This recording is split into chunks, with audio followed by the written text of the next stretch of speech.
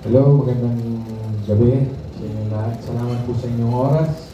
At sana po matulungan niyo po may bahagi ang aming munting pelikulang Zelda Press. Salamat po naman. Thank you, JM. And now let's have Miss Carla Abeliana. Hello, good evening everyone, all our beloved friends from the press. Magandang gabi po sa inyong lahat and thank you for your time. Thank you po for being here tonight. Of course, we are hoping na manood po kayo ng Zelda Press at makuha po namin ang inyong support sa pag-promote po ng aming pelikula. Thank you so much, Miss Carla. Lastly, we have Mr. Cesar Montano. Good evening, magandang gabi po sa inyo lahat. Thank you for coming out tonight. Please support and help us promote this film, Zelda Press. Alright, there we go. Thank you for those warm welcome messages. And now, we'll start with the official press conference. Alright, to help us facilitate this part, ladies and gents, let's welcome Mr. Mel Navarro. Hi, Sir Mel. Take it away. Bakit mas malakas yung palakpak mo sa kanya? Napaka-forma.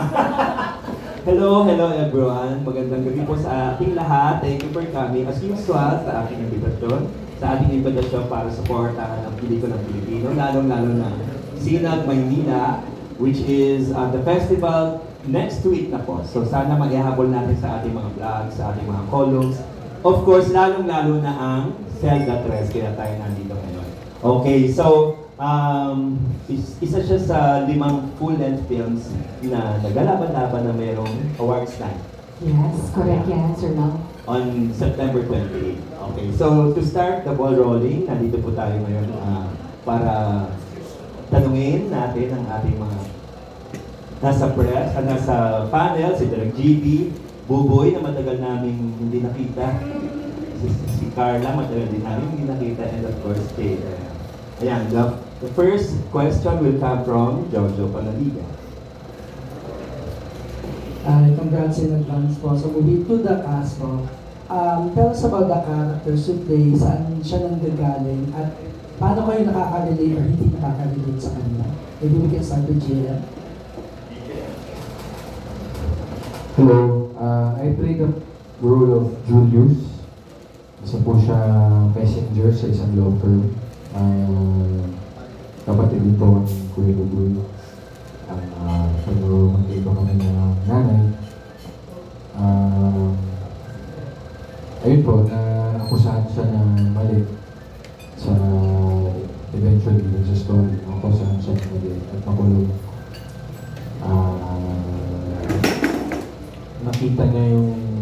Nakilala niya yung mga tao sa loob ng kulungan na nai-love siya sa ugali at pagkatao ng mga tao doon, kaya pinanindigan na paglabas niya tulungan yung mga tao. Paano ka nakaka-relate? Paano ako nakarelate? Siguro may nangyari rin sa past ko na nakulong ako sa isang controlled environment and hindi rin madali sa buhay ko. Like Julius, yun din nangyari sa akin. Good evening po ulit. Sa pelikulang Zelda Press, I played the role of Attorney Aida, isang baguhang abogado.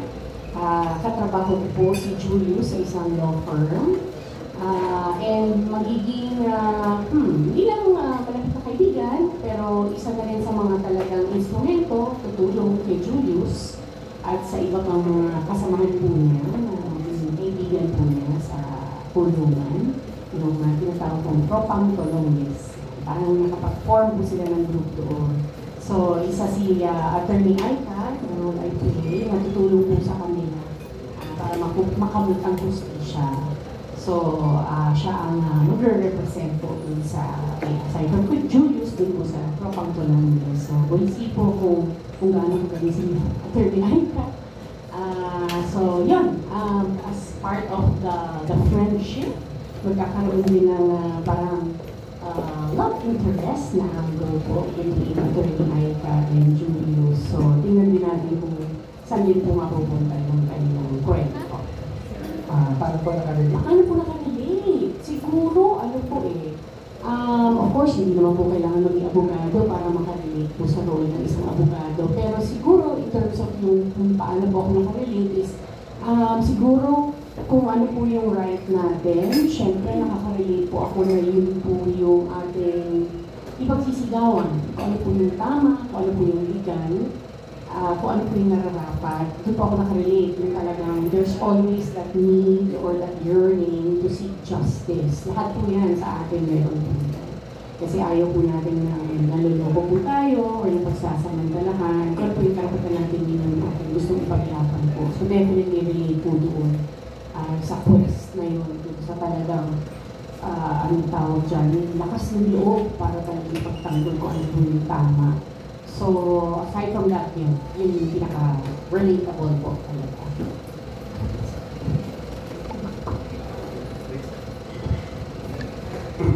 I played the role of Lando, the half-brother of Jillian. And ako, ang business ko lang dito po is buy and sell ng kotse. So, I'm sold with myself. So, wala talaga kaming consistent or constant communication. At malaki ang, parang I feel guilty about wala akong masyadong time para makapag-bond sa aking kapatid until nangyari sa kanya ngayon. And I try to go out of my way to help my half-brother. So yun, how do I relate to the role? May mga,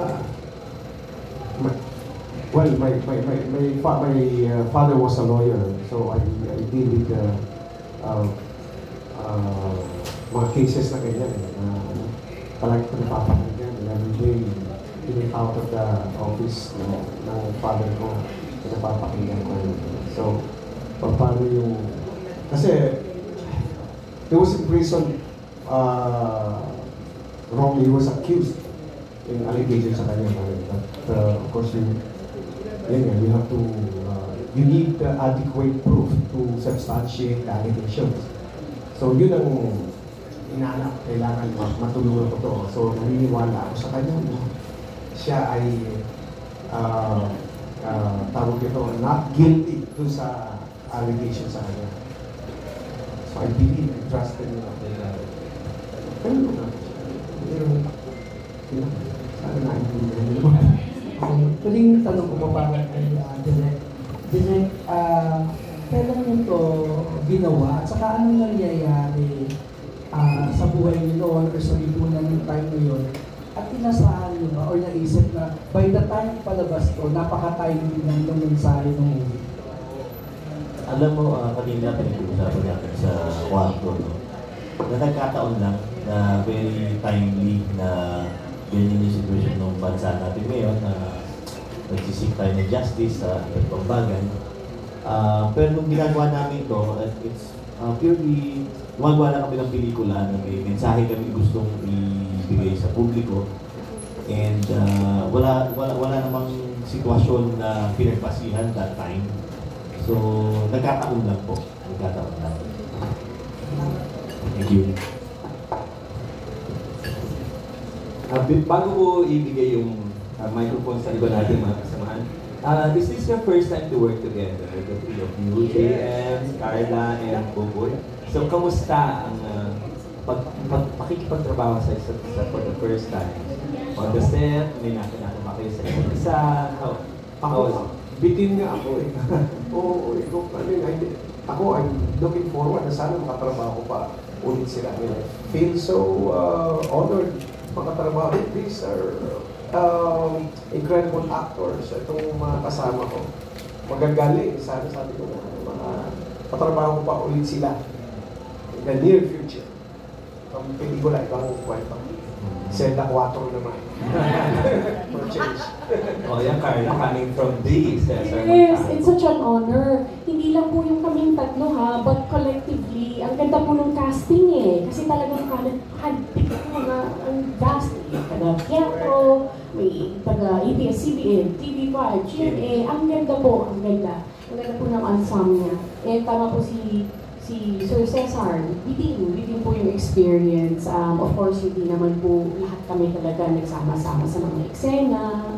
Given ako po, syempre more of yung sa role ni Julius, played by JM po yung aking mga kasama sa eksena. Pero ang ganda po nung maganda po yung kanya-kanyang personality, kanya-kanyang characters, and nag-enjoy po kami ng gusto. So honestly, tama po si Sir Cesar na it's such an honor, privilege po, and hopefully makawork ko po sila ulit. Kasi bihira lang po yung ganitong opportunity na nagsasama-sama po kami, iba-iba po background, mga ganun. So masaya po. Si JM, di ko ba parang na-intimidate kasi award-winning actor, medyo darling. And then, marami siyang pa-eksena mo. Sobra po akong kinilig nung nakita ko si Kuya Buboy. Talagang idol ko po talaga si Kuya Buboy. And kay Miss Carla na starstruck ako nung siya nakita. Medyo nahirapan din ako ng slide.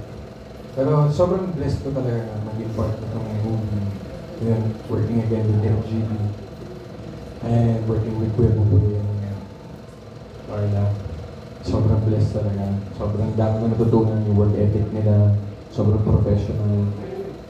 Yun po. Direk, paano po yung casting na buo? Kasi sa support mo yan, Perla Bautista, Victor Neri, Aaron Villaflor. Paano po nabuo yung casting? Yung sinabi nga ni Carla, handpick ng buong cast ng Selva Tres. Talagang isipan namin kung sino yung sakto, yung bagay. And then, may mga bilyadan like si Victor Neri. Si Victor Neri kasi nung bumalik yan sa akin unang pelikula niya nung bumalik siya. 2009. Ang pagkabalik pelikula. And then, nakita ko yung relasyon na Victor Neri ni Cesar sa Uton. So sabi ko, Uton, i-cast natin si kailangan ma-cast natin si Victor. So, ayun, handpick talaga yung bawat isa. Sila Aaron, sila Jeff Tam, sila Tanjo, sila Perla Bautista, sila Johnny Revilla na lagi kong kasama. Mickey Ferriols na kasama natin sa Viva. Maraming pelikula rin kami pinagsamahan ni Mickey. So, karamihan sa kanila, one way or another, nakatrabaho ko na rin. Ang first time talaga lang sa akin na makatrabaho is Carla. Si Cesar naman, musical yung pinagkasama nito. So, iba naman to pelikula. So, first time ko rin kay Cesar sa pelikula. So, ayun. Thank you, Direk. We have set of questions from Romel Gonzalez. Set of questions. Hi Carla, nice seeing you again. My first question